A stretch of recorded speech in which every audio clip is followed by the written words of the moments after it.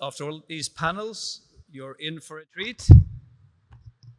My name is Sebastian Troëng. I'm the Chief Executive Officer of Conservation International. Very pleased to introduce this next session. First, we're going to hear from Xiye Bastida, who is the co-founder and executive director of the Re-Earth Initiative, and as of Monday, also an international movie celebrity. She's going to introduce a film that premiered earlier this week, and that is going to be available in cinemas on June 26th, and then on YouTube come September. I'm sure you're going to see more about that film, and I hope you also let people know about it and spread the word, because it's a very important effort to raise awareness about what we need to do as a society to tackle the challenges that we're facing. So, Xiye.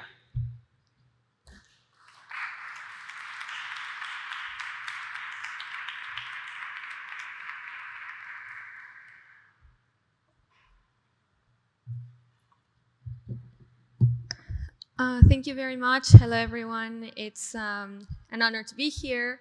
So on Monday, we premiered How to Live on Earth, which talks about 3 specific things. Number 1 is how do we value nature? Number 2 is how do we feed the world? And number 3 is how do we feel human with nature? This film is going to be on September globally available in YouTube, which is the largest streaming platform in the planet.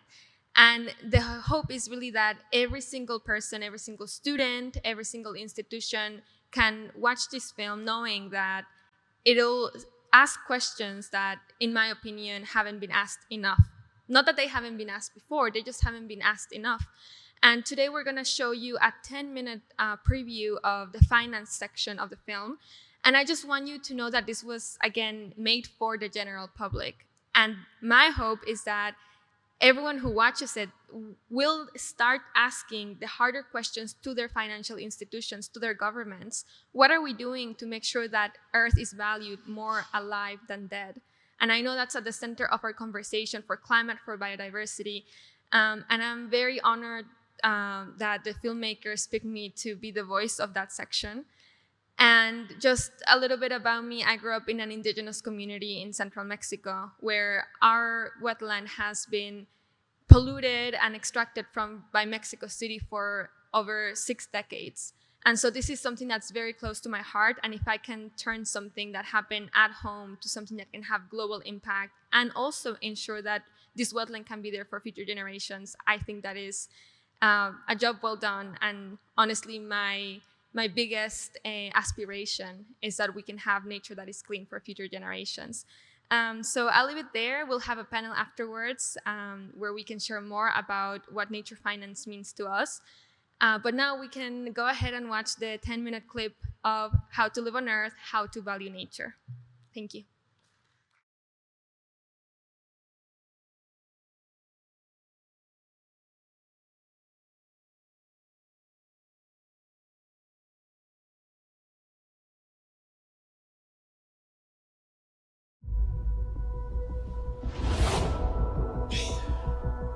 Some have said if it doesn't work out on planet Earth, we can live on Mars. That'll be fun. How about first we try to figure out how to live on Earth? We're out of time. They're destroying everything. It's time to rethink everything.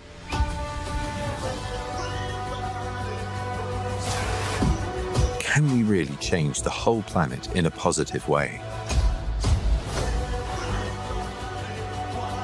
Nature's ready to help us turn things around. This gives me hope that we can protect nature for the future. This is kind of a blueprint for a future that I want to live in.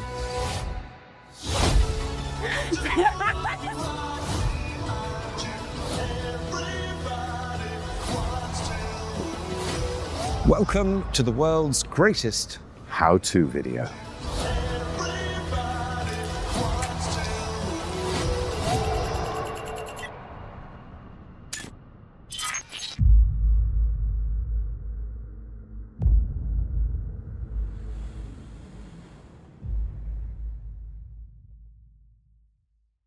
a very experienced panel here. I encourage you to look at their backgrounds. It's available on the event website.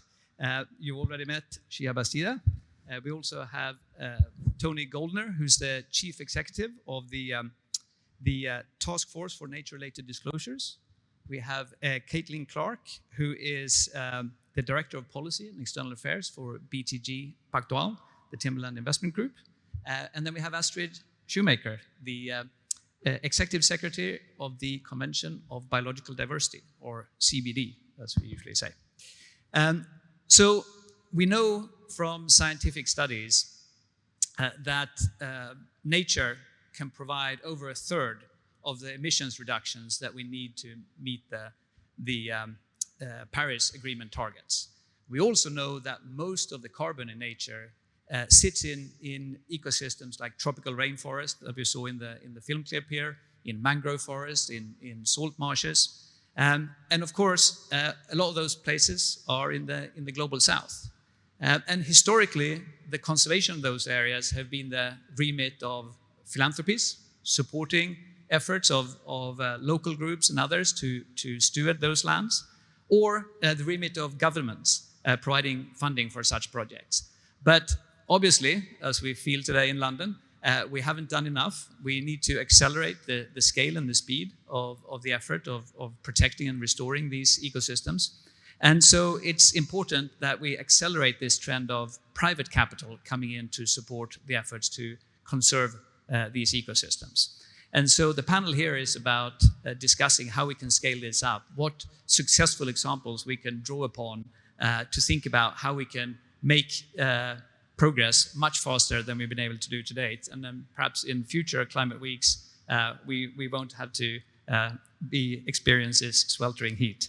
So if I can start by asking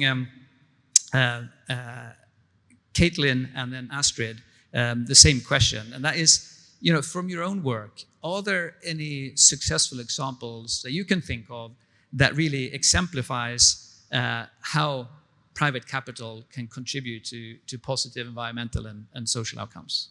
Sure, thank you. Thanks, Sebastian. Thanks to all of you. It's a pleasure to be joining these eminent panelists to talk about private investment in nature restoration. So I'm with BTG Pactual's Timberland Investment Group. It's a Timberland-specific asset manager that is part of Brazil's largest investment bank. And in April, we announced the close of our $1.2 billion US Reforestation and Restoration Fund. This is the largest reforestation fund ever raised and the third largest private markets timberland fund of any kind. So it demonstrates that institutional demand for investable nature opportunities is very strong. The strategy has 5 goals, each of which relies on the other 4. Operationalized across previously deforested, degraded cattle pastures in southern Brazil in the threatened biome known as the Cerrado. The first is to plant trees, 1 for every Brazilian. The second is to restore and protect 120,000 hectares of native forest. The third is to remove 36 million tons of carbon dioxide equivalent from the atmosphere. The fourth is to benefit the communities where we work. And the fifth is to generate financial returns to our investors.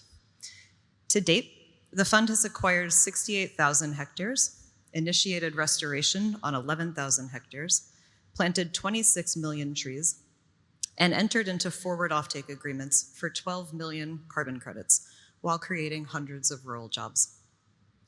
Specific financing mechanisms incentivize the fund to meet ecological benefit metrics, such as larger buffers around waterways and improved landscape connectivity to support wildlife even outside of our own operational footprint. Through partnerships with local universities and with local communities, our work also hopes to contribute both to the body of scientific knowledge about large-scale restoration and the ability to execute it. And we are particularly grateful for our deep collaboration with Conservation International, which serves as the impact advisor to this fund, and whose close engagement and conservation science expertise are critical to the success of the strategy. With it, we hope to demonstrate that growing institutional demand for investable nature can lead to positive outcomes at speed and scale for people, nature, and the climate. Thank you. Thank you so much, Caitlin. And this really demonstrates that these solutions have gone from being marginal to being very, very relevant. I mean, you said the third largest fund in the world. That's really impressive. And even so, it's focusing on something like 400,000 hectares of degraded land. And worldwide, we're talking 100 million hectares of degraded land. So just think about the opportunity that's there for others to replicate that success. So Astrid, you have to deal with governments and a lot of other stakeholders. What successes do you see that can help us to accelerate this drive of private investments that support nature? Okay, thank you so much. And I think the first success is that we're sitting here as part of London Climate Week. Next year, this thing is going to be called Nature Positive Net Zero Summit, so we can make that connection even a bit clearer. Because you've said it at the beginning, we need nature for climate success and for all the other reasons that the film showed us so beautifully. I want to have a sort of mixed example, one which was a real breakthrough at COP16. That was our last biodiversity COP in Cali in 2024, but which is now struggling a bit. And I thought that's something I wanted to bring also to this community. So the breakthrough I'm talking about is the Cali Fund. The Cali Fund, can I ask who has heard about the Cali Fund? Well, that's not bad. So that's, but it's still a minority. And unfortunately, in the private sector, it really, really is a minority. So the Cali Fund is an innovative mechanism to channel private sector funding to those actors and countries that preserve biodiversity. It focuses on a set of industries that may be expanded over time that essentially build their business models on freely available, digitally sequenced information of genetic resources. So not companies that have to go to the field anymore, but you can get this information from free libraries and then work with it, and then you can make money with it. That in itself is good because a lot of our pharmaceuticals and pharmaceutical breakthroughs rely on this and also rely on the free availability of this information. So it's important to keep it like that. But it is also not fair that there are people in some parts of the world that work to protect the biodiversity, and then at other parts of the planet, other people make money with it without giving back. So the fund is about giving back. Why is it a breakthrough? Because we have in our convention this as a third objective, the fair and equitable sharing of benefits. We have already a protocol for it for the physical genetic resources. Now we have the system for dealing with digitalized genetic resources. And as you can imagine, that part of the genetic resources, the digitalized form, is increasing, obviously, going forward. Now, the fund is remarkable for a number of things. First of all, it responds and reports directly to the COP.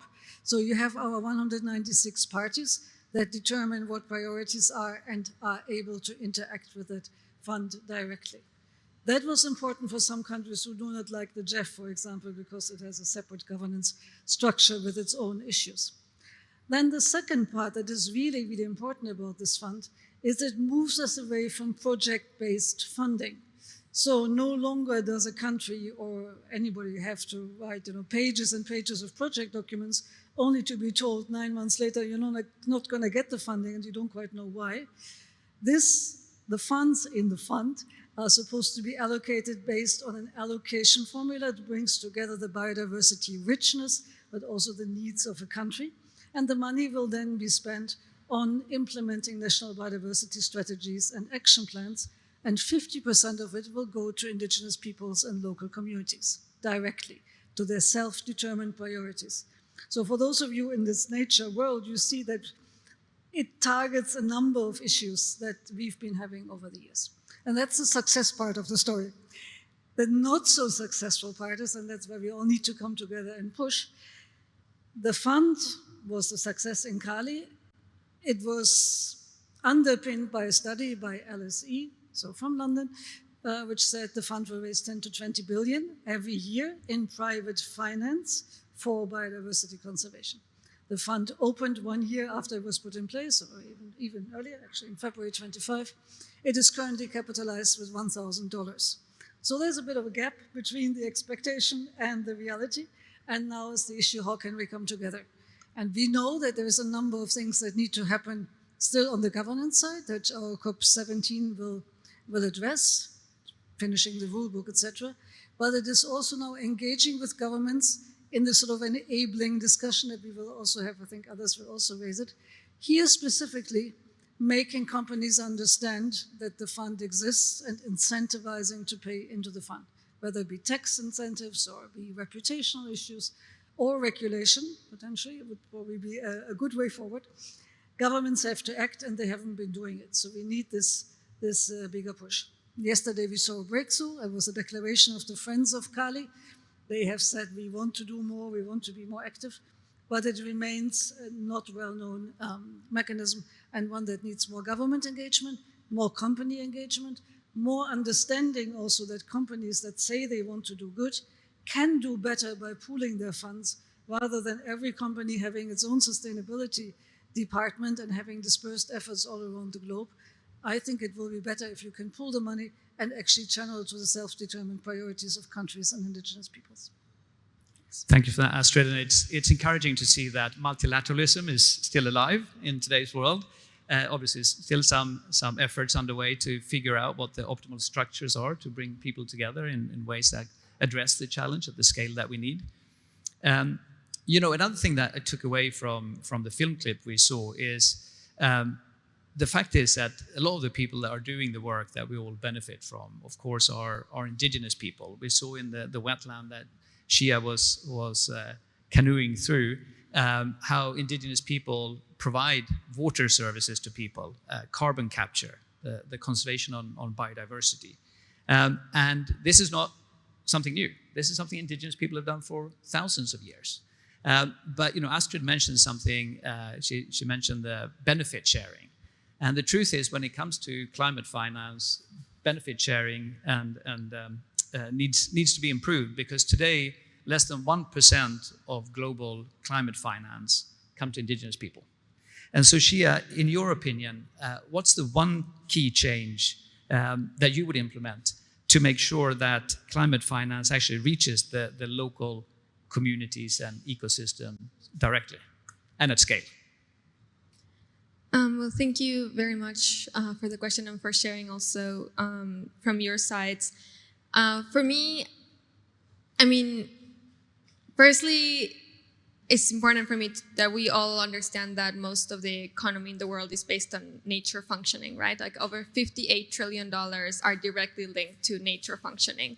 That's over half of global GDP. And all around us, we see that our systems are not working on a day-to-day basis, but also on a long-term basis. So right now, we should do kind of like a quiz for everyone in climate, like what's the global average temperature increase to date? I think it's 1.2 to 1.3 degrees right now, right? We are heading to a world of 3 degrees of warming to 4 degrees of warming. And even here in London, we see the city cannot resist that. It's one of the hottest days in London's history, if I'm not mistaken, one of the hottest Junes. Imagine with infrastructure, with centuries of wealth accumulation, that even the biggest countries or most wealthy countries are not able to adapt fast enough. Imagine what then it's like for indigenous peoples to be at the front lines of defending nature from companies, from illegal mining, from illegal oil extraction, and all of these things where being a defender of land, being a defender of nature is something that puts us at risk every single day.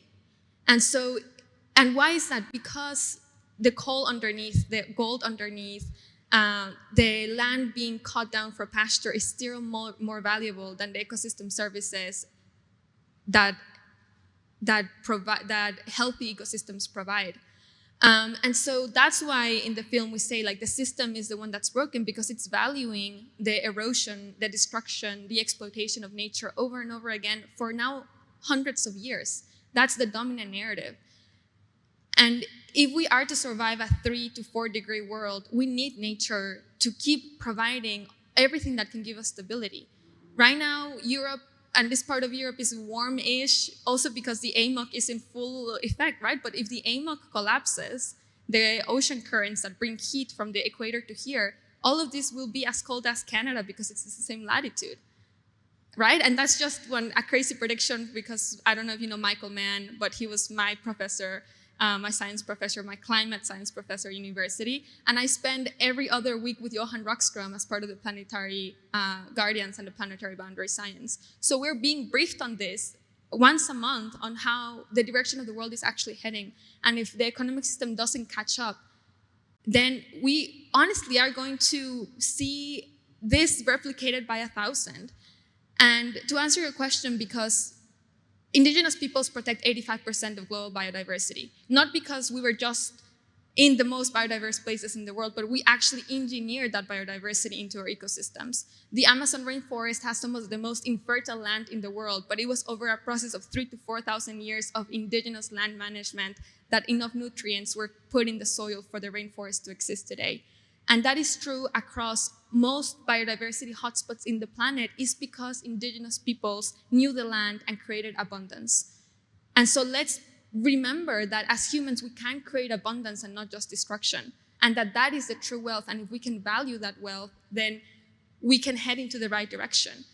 What it means for indigenous peoples to actually get direct finance to protect nature is that nobody in any indigenous community thinks that destroying the land is going to be better for them, better for their children. And if you go to a rancher in Brazil, they will say that for them, economic prosperity is that they can have cattle and that they can eat meat because, and this is another part of the film, eating meat is a marker of prosperity in many parts of the world. It means you made it. So how can we also shift that narrative? That actually the best meter of success is that your forest is alive and that you have 400-year-old trees on your land. Right now, finance, like you said, is not making it to the ground. Less than 1% of climate finance goes to indigenous communities. And of that, actually less than 0.5% is directly managed by indigenous communities. And the same is for youth. I mean, I say it because I'm from the youth movement, but less than 0.1%, less than 1% of finance goes to any youth-led initiative. And youth is under 30, by the way. It's not like I'm asking you to give money to 15, 16-year-olds, right? It's under 30-led initiatives receive less than 1% of climate funding. And if we're not funding the future generation, if we're not funding the nature stewards, we're gonna lose so much of the things that give the planet stability. Another statistic that I need everyone to really remember is that I keep saying point, I don't know why. 89% of youth under 30 live in the global south. In a room of 10 youth, 9 are from the global south. And so we also need to see that most of the information is in English. How can communities apply to any of these funds or create those infrastructures if most of the youth actually is not speaking English, is not having access to this type of education to help our communities? And so we really need organizations like Conservation International, who have built trust over decades, to help us see how we can fit into any of these markers of global finance. I know communities that have set trusts where there's an organization that invests the trust and they get to spend $40,000 a year in their community to make it, to create anything that the community wants. I know direct finance, of my community, I don't know if we could receive even a $50,000 grant, right, to protect our wetland, because we don't have that type of infrastructure right now. And so we need the help of institutions that will act as fiscal sponsors or who can guide us through this process.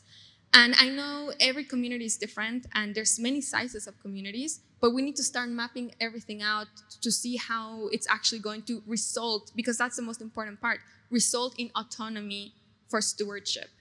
If we don't have autonomy of stewardship for our land, then I'm gonna say it very bluntly, communities will not accept finance mechanisms that take away our autonomy. And that's 85% of global biodiversity, right? And so we really need to think about where we meet the communities where they're at. Because there's so many, especially in carbon markets, there's so many projects that have harmed communities, that have taken land, that results in invasive species being planted in our territories. And so if there is an autonomy first model and then a way to make it either investable or setting up a trust or whatever it is, we're just going to, not get to where we need to be. I don't know how else to say it. I think you are all understand where I'm coming from and the pain that is to see your community more and more be engulfed by concrete and pollution all around you. Like, we don't want that anymore. And I have another note over here, like, by 2100, 17% of the world is deemed to be uninhabitable by heat. And so the risk that we're seeing in the world, the uninsurableness of the world is rising every single day. And if this film, if Youth Voices, the least I thought that I would be talking anything finance when I became a climate activist. That's like an unintended consequences of, I guess, being in this film in that section. They just asked me, do you think nature should be valued? And I said, of course. I just didn't know what that would lead to. But I think this is like our time to really be bold about the system that we created and think of a new one. And so I'm doing everything I can. For me, the best investment I can make in my future is being a climate activist. And so I want you to think, like, what's the best investment for our collective future, what that means for you. And let's get to work, I guess. Muchas gracias. Thank you for that, Xiye, and thank you for raising your voice. We recently did a call for proposals. We had the opportunity to fund, I think it was 7 projects around the world from indigenous people. We got 400 proposals. That tells you that there's tremendous demand and tremendous willingness to provide leadership and action when the resources are made available. Now, earlier today during a session, Tony, discussing transition finance, there was a discussion around the importance of international harmonization to encourage easier capital flows between jurisdictions. And obviously, the nature that's needed for climate is in the global south, and most of the resources are in the global north. So this is obviously highly relevant for this discussion too. And so, based on your experience, how has the task force on nature-related financial disclosures aligned with some of the existing global frameworks? And what advice would you offer to other such disclosure frameworks to help accelerate transition finance? Well, thank you for the question. And I can feel my energy level going up just by sitting next to Xiye. So it's like a green tooth thing going on here. It's like powering me up. So thank you, Xiye. I think TNFD's role, we really sit between the policy level and the standards architecture. So we think about it as a stack. Policy guidance from governments, voluntary market-led science-based initiatives like TNFD, informing the standards landscape, which will then inform regulation. And there's a lot of good news despite the geopolitical moment that we're all struggling to live through. And in a very simple way, our job is to deliver on Target 15 of the Global Biodiversity Framework. And 196 governments, as Astrid said, committed to goals and targets. One of them, Target 15, calls for governments to introduce requirements for reporting on nature-related dependencies, impacts, and risks. And our job is to operationalize that, if you like. Now, we were set up in 2021, the sort of peak of the interest and excitement about sustainability. And we were set up at the same time as the International Sustainability Standards Board. And really the aspiration, if we go back just 5 years, was to establish a consistent global baseline to move the flow of capital to more positive outcomes for nature and for people. TNFD's goal was to create that globally consistent approach for nature, and ISSB set about doing the same thing for climate, building on our predecessor initiative, TCFD. So fast forward now to 2026, where are we? Well, there's a general narrative that there's a big retreat on from sustainability. Companies are all focusing on AI. Everyone's keeping their head down. No one wants to make sort of public statements. And I think a lot of that's true. But what I wanted to signal to you today is that what's happening is now happening under the surface. And I always look for nature as an inspiration for a sort of metaphor for what's happening. And we had a full meeting of our task force here in London just yesterday. And I put up on the screen a picture of mycelium. And for me, what's happening now is there is this mycelium growing under the surface. We can't see it, but it's spreading, and it's spreading quite fast. And I think that's actually really encouraging, right? So we know a lot of companies and financial institutions don't want to talk publicly about what they're doing because of the political consequences. But I can tell you that there is a huge amount of activity going on under the surface. So at TNFD in the last 5 years, we've published guidance, we've developed metrics, we've built an assessment tool so people can get started. And I'm really pleased to say that we've now got over 700 organizations voluntarily using the TNFD. That's about $22 trillion in assets under management, or about $1 in $5 in the global capital stack. And they're doing that voluntarily. They're not doing that because governments are telling them that they have to do it, at least not yet. And as of this week, we're now using AI to track not just those who are committing to do something, but those who are actually now publishing information that's available to investors. And we're using AI, so whether they tell us what they're doing or not, we can now see everyone's reporting happening in the market. And I can tell you that there are now over 800 TNFD aligned reports. Some of them have declared that they're doing TNFD, some haven't.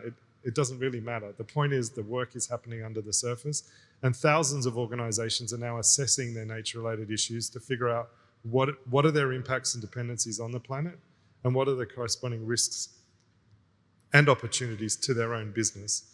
And this is why I think the central motivation to get business and finance moving is we have to shift the narrative from this being about corporate social responsibility, which is where everyone was, frankly, 5 years ago. Now there's a lot of people stuck in the compliance box because of CSRD and other regulation. And frankly, it's been a bit of a mess. And we have to move everyone into a risk and resilience framing. The resilience of nature underpins the resilience of business. The cash flows of a business depend on the flow of nature's ecosystem services into their business model. So to Xiye's point, if Indigenous people are the custodians of 80% of the world's biodiversity, we have a fundamental dependence on nature stewards to protect nature's ability to provide all those inputs into our business model. And I think this framing is now starting to really take shape. So I'm actually very encouraged about the progress. There's obviously a lot more work that needs to be done. Our job at TNFD, I think it was Mark Carney who sponsored TCFD, he's now obviously Canadian Prime Minister. He said TCFD and TNFD are the sort of plumbers of the financial system. So I sit here as a proud plumber of the financial system. We are moving the information, and the information is going to inform better decision making. And the momentum at the moment, because of the fractured politics, is it's coming from investors. And investors are realizing that they've got nature a risk in their portfolio. No one likes to lose money, everyone wants to make money. And that instinct is very much alive and well. And people are now asking the question, where is the nature risk in my portfolio? They're asking the companies for more information, and that is going to change the behavior on the ground. So we are already starting to see that. And I think on the opportunity side of the equation, what we've noticed is a lot more financial institutions, a lot more companies coming to us saying, how do we understand the spectrum of opportunities? How can we deploy capital? What can we be doing to change our business models? We're seeing some of the world's biggest financial institutions setting up biodiversity funds. In Xiye's home country of Mexico, there's now parametric reef insurance where the funds are released the minute the storm hits so that the teams can go out and start repairing the reef straight away. So I think we're at the beginning of, we're at the tip of the iceberg in terms of the innovation that's going to be required, forestry solutions. And I think there's just a huge amount of opportunity to bring the scientists and the financial product engineers together to keep innovating for solutions, because the real challenge today is replicability and scalability of investment models. That's what the market's looking for. Thank you very much for those insights, Tony. So we've heard from the private sector, from the government sector, from the civil society sector. I'd like to open it up for a couple of questions. I know we have a couple of more minutes. She is going to have to leave a couple of minutes early for her next engagement. She's in high demand this week. But if we have any questions from the audience? Oh, yes. All right. So I'm going to take 3 questions. 1, 2, and 3. Oh, sorry. I guess we'll start with the microphone on that end. So 1, 2, and 3. So 3 of you mentioned today about valuing nature and how we make it more attractive to corporates. And right now, unless you're in an industry that is directly affecting nature, it's a secondary consideration. Okay, so other than offsets, what are you thinking about? What should we be thinking about that make it an attractive buy, if it was thinking about shares? What is more attractive than what is currently just a nice to have for many corporates? Great, thanks for that. Can we have the second and third question too? Take them all in one go. Is this working? Yeah. Hi, my name's Thea Phillip. I'm from the London School of Economics in a group called Earth Capital Nexus. So we're a research initiative focused on how we scale finance for resilient and nature-positive economies. So I just wanted to pick up, it's actually quite a similar question around that piece around what is needed to really value nature and economic and financial decision-making. I think so we've heard a lot about sort of disclosures as being one lever available, but I'm quite interested in what else you think is needed to make nature really valued in those decision-making processes, and similarly how the research community can help to accelerate that change. Great. Big applause to Xiye as she leaves.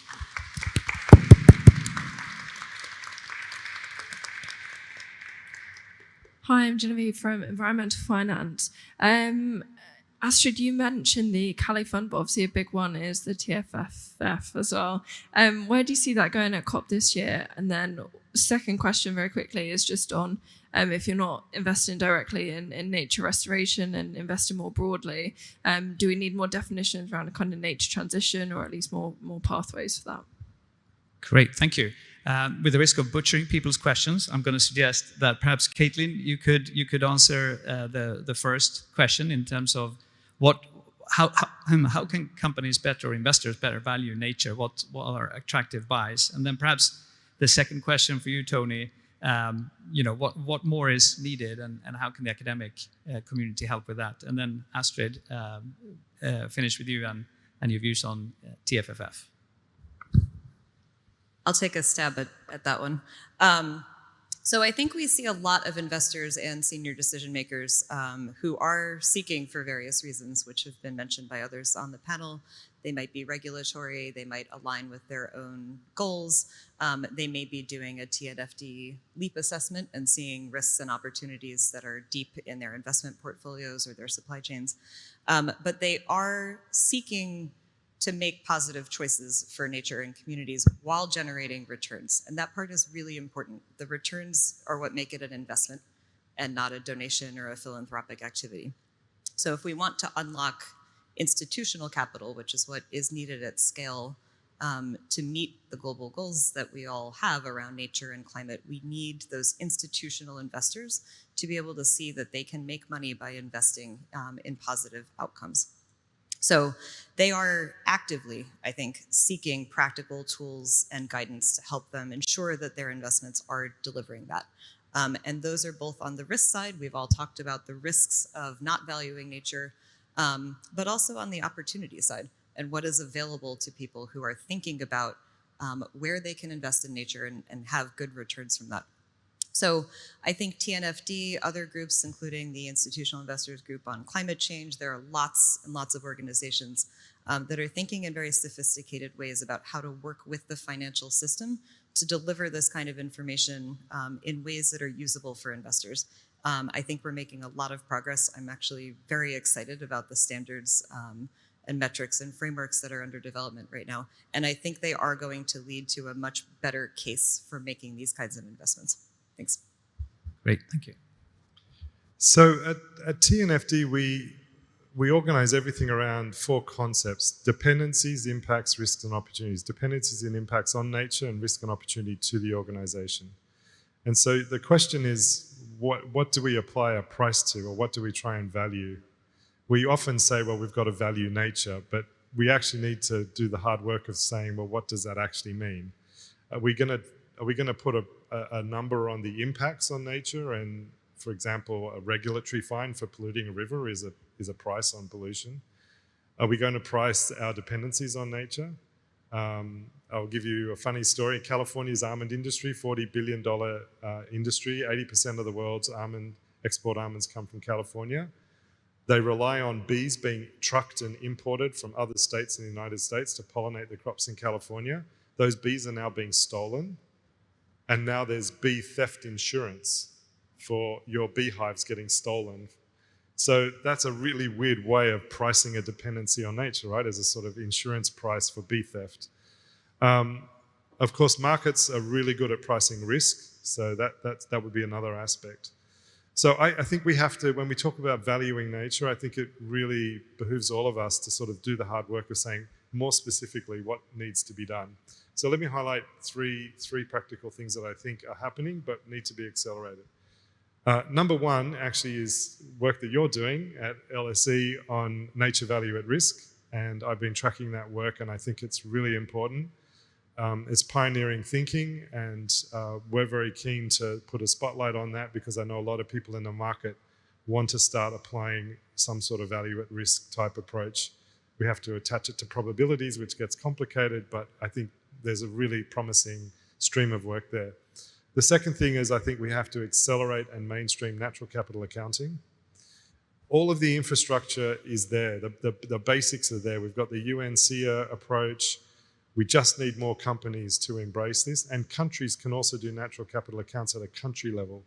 So the real power of this is through one mechanism we can get companies and countries using a similar approach and collecting similar numbers, right? And then you can imagine aggregating that all up for your NBSAP, for example. And the third thing I'd highlight is this concept of nature as infrastructure. And this is something I've taken a personal interest in the last few years. I'm actually participating in a small discussion group on exploring how we would finance a landscape scale nature resilience blueprint in a huge part of northwest Western Australia, in the Kimberley region of Western Australia. And the idea is to take the principles of infrastructure project finance, and I used to do toll road financing and airport financing 25 years ago. How do we apply the government muscle memory around these public-private financing and the market's muscle memory around this? How do we now apply that to using the same toolkit, but financing nature restoration over a 20 to 30-year period? Because I think one of the key challenges we have today is that the financing tenor is not matching the timeline that nature restoration needs. And fundamentally, we have to line those two things up. Great. Thank you, Tony. Agree with everything that my two colleagues here have said. So both the Kali Fund and the TNFF are exciting developments because they try to do things differently. At our COP, we're not going to focus a lot on TNFF. It was launched by COP30 in the climate context, but it is a breakthrough instrument because it was one that really very firmly made that link between climate finance and nature finance. And in this very, very resource-strapped world that we have, it is so important that we find these opportunities, whether we call them nature-based solutions or ecosystem-based approaches or whatever, but we find these investment opportunities at the confluence of the climate and the biodiversity crisis. So investing in forests, in ecosystem services, in land restoration and soil biodiversity, and of course in our ocean, is absolutely critical if you want to make your $1 go further and want that dollar to help achieve nature and biodiversity objectives and climate objectives. For the Kali Fund more specifically, it was really pushed through as a priority in the last COP to an extent that not all the practical questions attached to it could be resolved. So for example, we have still indicative contribution rates. We don't have the formula for allocation per country that has to be determined at this COP. We don't have a clear understanding or definition of what is a small, medium-sized, or large enterprise. We have questions still about how do you calculate your contribution. If you make 10 million profit, but only 1 million of that is actually linked to DSI, can you just pay on that one part? So all of these questions still need to be answered. But I think more broadly at the COP, we need to have this conversation of how we turn the awareness of risks that is coming into an awareness that these risks are material, not just for companies working directly with nature, that I think are realizing that a bit more, but for mainstream industry. And when we talk about this 58 trillion figure that Xiye mentioned, that is not just the agri-food industry. Companies that normally do not think they have anything to do with nature, once they do the disclosure and they look at their entire supply chains, the picture looks very different. And the trick for our COP will have to be, is when we look at one of our challenges is the vast negative spending. So the famous $30 that are spent on destroying nature for every $1 that is spent on protecting it. That $30 ratio comes together of amounts to 7.3 trillion negative spending every year, out of which 4.9 come from business and 2.4 are the governments bankrolling the business. So that is an unfortunate situation. And the companies, and that was Tony's important last point, this disclosure needs to lead to behavior change, not just to transparency, but it then needs to have this market reaction from the consumer side, but in particular from the investor side and from the financial services side, to say if that is a business model that is manifestly destroying nature and thereby essentially pulling the rug out from under us, well, that is maybe not the company I want to invest in. So we need the business sector awareness, slowly coming, but we need to push from civil society, from governments, and from the finance sector. And our COP is supposed to be also the place where we can have these conversations, because we have our midterm report, we see we're not on track, and we have a lot of impetus towards saying we need to accelerate, and finance is a major accelerator. Thank you, Astrid. You know, for those of us in the room here who have attended a lot of nature and climate meetings over the years, I think, you know, one thing that is apparent is we used to talk about these issues and collaborations across sectors from a theoretical perspective. I think what we heard in today's panel is it's moved to practice. We have the tools, we're seeing investments, we're having mechanisms in place. And now it's a matter of scaling those up and accelerating the implementation, because the challenges that we're facing are existential. Nature loss and the climate crisis, they're not going to disappear. And we've heard today that the risks associated with that for the financial sector will keep growing. And so it's our collective responsibility to do our very best to tackle those. And I thank the panelists for today, and also for dedicating your careers to try to tackling these really thorny problems. So a big applause for our panelists, please.